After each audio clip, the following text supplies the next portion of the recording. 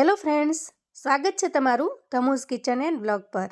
આજે આપણે બનાવીશું કાચા ટમેટાં અને રવાથી એવો ટેસ્ટી નાસ્તો કે બહારના પિઝા અને બર્ગર પણ ભૂલી જવાય એવો ટેસ્ટી બનીને તૈયાર થાય છે। જો એક વખત બનાવીને આપશો ને તો અઠવાડિયામાં 2 થી 3 વખત આ નાસ્તો બનાવવાની ફરમાઈશ ચોક્કસ થશે અને તમે ખુદ પણ આ નાસ્તાના ટેસ્ટી અને ટેંગી ટેસ્ટના દીવાના થશો। એટલો લાજવાબ બને છે। આ નાસ્તામાં ટમેટાનો યમ્મી અને ટેંગી ટેસ્ટ એટલો જોરદાર લાગે છે કે એની તમે વાત જ ન પૂછો। તો ચાલો બનાવવાનું શરૂ કરીએ। તો રેસીપી બનાવવા માટે અહીંયા મેં ટમેટાં લઈ લીધા છે અને એકદમ સરસ ધોઈ અને ચોખ્ખા કરી અને આપણે ટમેટાનો ઉપયોગ કરીશું। તો અહીંયા તમારી અનુકૂળતા મુજબ તમે ટમેટાં વાપરી શકો છો। ટમેટાનું કોઈ એવું માપ નથી કે આટલા જ લેવા, પણ તમને ટમેટાનો સ્વાદ જેટલો ફાવતો હોય એ પ્રમાણે તમારે ટમેટાં લેવાના છે। તો અહીંયા અંદાજે મેં 500 ગ્રામ જેટલા ટમેટાં લીધા છે। હવે આ ટમેટામાંથી 4 ટમેટાં હું અહીંયા લઈ લઉં છું અને આ કાઢેલા ટમેટાને આપણે રફલી ચોપ કરી લઈએ। તો બાળકોને શું હોય, નવા નવા શેપની અંદર નાસ્તા તમે આપો ને તો ખૂબ જ ગમતા હોય છે। તો થોડું ઘણું નવું અને યુનિક કરીને આપીએ તો બાળકો જે અમુક વેજીટેબલ્સ ન ખાતા હોય એ પણ એમાં ખાય છે। તો અહીંયા જુઓ, ટમેટાને મેં રફલી ચોપ કરી લીધા છે। તો અહીંયા ટમેટાને આપણે ગ્રાઇન્ડ કરી અને એકદમ સરસ ટોમેટો પ્યુરી બનાવીને તૈયાર કરી લઈશું। અને આ તૈયાર થયેલી ટોમેટો પ્યુરીને આપણે એક બાઉલની અંદર કાઢી લઈએ। હવે આપણે અહીંયા રવો લઈશું। તો રવાને અહીંયા આપણે 1 વાટકીનું માપ લઈને લઈએ। તો તમારે જેટલો નાસ્તો બનાવવો હોય એ પ્રમાણે રવો લેવાનો છે। તો અહીંયા 1 કટોરી રવાથી 2 જણને થઈ રહે એટલો સરસ નાસ્તો બનીને તૈયાર થશે। તમારે જો વધારે લોકો માટે બનાવવો હોય તો રવાનું માપ વધારે રાખવું। તો અહીંયા 1 વાટકી સૂજી એટલે કે ઝીણો રવો છે એ મેં લઈ લીધો છે।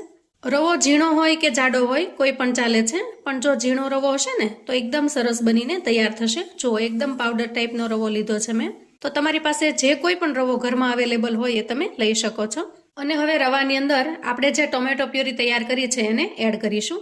તો અહીંયા ટોમેટો પ્યુરી છે એ રીતે એડ કરવાની છે કે રવો છે એનું મિશ્રણ ઢીલું ન થઈ જાય। તો એ રીતે આપણે થોડી થોડી કરી અને ટોમેટો પ્યુરીને મિક્સ કરી દેવાની છે। 1 વાટકી જેટલી ટોમેટો પ્યુરી છે એનો આપણે ઉપયોગ કર્યો છે। હવે આ બધી જ વસ્તુને આપણે સારી રીતે મિક્સ કરી લઈએ અને મિક્સ કર્યા પછી હવે આપણે 1 ચમચા જેટલું મોળું દહીં અહીંયા ઉમેરીશું। ખાટું દહીં હોય તો પણ ચાલે, મોળું દહીં હોય તો પણ ચાલે, પણ જો મોળું હશે ને તો બહુ ખટાશ નહીં પકડે અને સરસ રેસીપી બનશે। તમારી પાસે છાશ હોય તો તમે 4 થી 5 ચમચી છાશ પણ ઉમેરી શકો છો। તો અહીંયા બધી જ વસ્તુને સારી રીતે આપણે મિક્સ કરી લેવાની છે। તમે જુઓ એકદમ સરસ કલર આવ્યો છે। હવે રવાનું જે આ બેટર છે એને આપણે ઢાંકી અને 10 મિનિટ માટે રેસ્ટ થવા દઈએ અને ત્યાં સુધીમાં આપણે આગળની તૈયારી કરી લઈએ। હવે અહીંયા ગેસ ઓન કરીને મેં નોનસ્ટિક પેન મૂકી દીધું છે અને એમાં આપણે 2 ચમચા જેટલું તેલ લઈશું। અહીંયા તેલ સહેજ ગરમ થઈ જાય એટલે આપણે નાખીશું જીરું। તો અહીંયા અડધી ચમચી જેટલું જીરું હું એડ કરું છું અને 1 ચપટી જેટલી હિંગ નાખીશું। જીરું સહેજ સંતળાઈ જાય ત્યારે આપણે એમાં એડ કરીશું ઝીણી સમારેલી ડુંગળી। તો અહીંયા મેં લીલી ડુંગળીને આવી રીતે સમારી લીધી છે અને એના પાન છે એને પણ મેં સમારી લીધા છે। તો બંનેને મેં અહીંયા જુદા જુદા સમાર્યા છે। તો અહીંયા સૌથી પહેલા આપણે લીલી ડુંગળીને એડ કરીશું। તો ડુંગળીને અહીંયા આપણે સહેજ બ્રાઉન કલરની થાય એટલે કે એનું કાચાપણું દૂર થઈ જાય ત્યાં સુધી સાંતળી લઈએ। તો અહીંયા તમે જુઓ ડુંગળી સંતળાઈ ગઈ છે। તો 1 લીલું મરચું છે એને આવું ઝીણું સમારી લીધું છે એને એડ કરી દઈએ। ગાજરને આ રીતે ઝીણું સમારી લીધું છે એને પણ એડ કરી દઈએ। તો ડુંગળી છે એના પાનને મેં અહીંયા સમારી લીધા છે તો એને પણ આપણે ઉમેરી દઈએ અને આ બધી જ વસ્તુને આપણે પહેલા સારી રીતે સાંતળી લઈએ। તો અહીંયા તમે વેજીટેબલ્સ નાખવામાં કેપ્સિકમ મરચા છે, સ્વીટ કોર્ન છે, ઝીણી સમારેલી કોબી છે, કોઈ પણ વસ્તુનો ઉપયોગ કરી શકો છો। તો અહીંયા તમે જુઓ ડુંગળી અને ગાજર બધું સારી રીતે સતળાઈ ગયું છે। તો હવે આપણે મસાલા કરી લઈએ। અડધી ચમચી જેટલી હળદર એડ કરું છું। તો મસાલા જ્યારે કરીએ ત્યારે ગેસની ફ્લેમને આપણે સાવ ધીમી કરી લેશું। 1 ચમચી ધાણા જીરું પાવડર, અડધી કરતાં થોડી ઓછી એટલો ચાટ મસાલો લીધો છે। તમે અહીંયા આમચૂર પાવડરનો પણ ઉપયોગ કરી શકો છો અથવા તો લીંબુ પણ નાખી શકો છો। જો લીંબુ નાખવું હોય તો અહીંયા તમારે 1 ચમચી જેટલો લીંબુનો રસ ઉમેરવાનો રહેશે અને સ્વાદ પ્રમાણે મીઠું એડ કરીશું। આ બધી જ વસ્તુને આપણે પહેલા મિક્સ કરી લઈએ। તો અહીંયા લાલ મરચાંનો મેં ઉપયોગ નથી કર્યો કેમ કે જો બાળકો માટે નાસ્તો બનાવતા હોઈએ તો મરચાંનું પ્રમાણ આપણે ધ્યાનથી રાખવું પડે। તમારે જો મરચું નાખવું હોય તો તમે એડ કરી શકો છો। તો ચાટ મસાલો નાખવાથી એકદમ ટેંગી ટેસ્ટ આવે છે અને મસાલો એકદમ ટેસ્ટી બનીને તૈયાર થાય છે। હવે અહીંયા જુઓ 1 નાનું બટેટું છે એને મેં બાફીને રાખ્યું છે અને એને મેશ કરી લીધું છે। એને આપણે આ મસાલાની અંદર ઉમેરી દઈએ। તો અહીંયા નાસ્તા માટે આપણે એકદમ ટેસ્ટી એવું સ્ટફિંગ બનાવ્યું છે। અહીંયા થોડી કોથમીર એડ કરીશું અને મિક્સ કરી લઈએ। તો અહીંયા એકદમ ટેસ્ટી અને યમી એવું સ્ટફિંગ બની ગયું છે. હવે આ સ્ટફિંગને હું એક ડીશની અંદર કાઢી લઉં છું, જેથી એ ઠરી જાય. તો આને હું ડીશમાં ટ્રાન્સફર કરી દઉં છું. તો આ રીતે થોડું ફેલાવી દઈએ, જેથી કરીને ઝડપથી ઠરી જશે. તો અહીંયા રવાને આપણે ચેક કરી લઈએ. તો તમે જુઓ, એકદમ સરસ બેટર બનીને તૈયાર થયું છે. હવે આપણે આમાં સ્વાદ પ્રમાણે મીઠું એડ કરીશું અને મીઠાને આપણે મિક્સ કરી લઈએ. તો અહીંયા આપણે સોડા, ઈનો કશી જ વસ્તુનો ઉપયોગ કરવાના નથી, પણ એકદમ સરસ નાસ્તો બનીને તૈયાર થશે. તો અહીંયા રવાનું બેટર તૈયાર છે. આપણે થોડી કોથમીર એમાં એડ કરી દઈએ. હવે જુઓ, મેં એકદમ સરસ અને કઠણ હોય એવા ટમેટાં લીધા છે અને એમાંથી આપણી જરૂરિયાત મુજબ આપણે ટમેટાને આવી રીતે કટ કરવાના છે. પેલા પાછળનો આ ભાગ છે એને આપણે કાઢી લેશું અને પછી એને બહુ પતલી નહીં અને બહુ જાડી પણ નહીં એવી સ્લાઇસ કરી લેશું. જુઓ આ રીતે. તો આ રીતે હું જરૂરિયાત મુજબ સ્લાઇસ બનાવીને તૈયાર કરી લઉં છું. તો અહીંયા મેં જરૂરિયાત મુજબ ટમેટાને આવી રીતે સ્લાઇસની અંદર કટ કરી લીધા છે.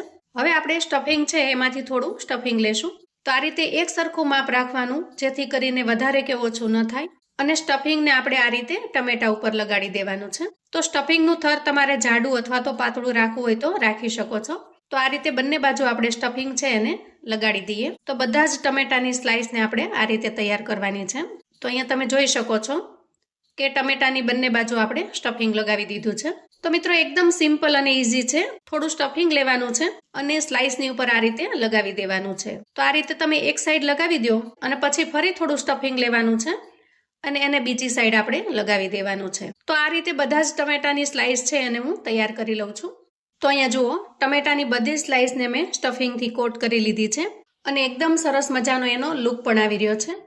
અને ખાવામાં એટલી ટેસ્ટી બને છે આ રેસિપી મિત્રો, કે એક વખત તમે બનાવશો તો ગોટા, ભજીયા, બર્ગર બધું જ ભૂલી જશો અને બાળકો પણ હોંશે હોંશે ખાશે. એકદમ યુનિક અને અલગ રેસિપી છે.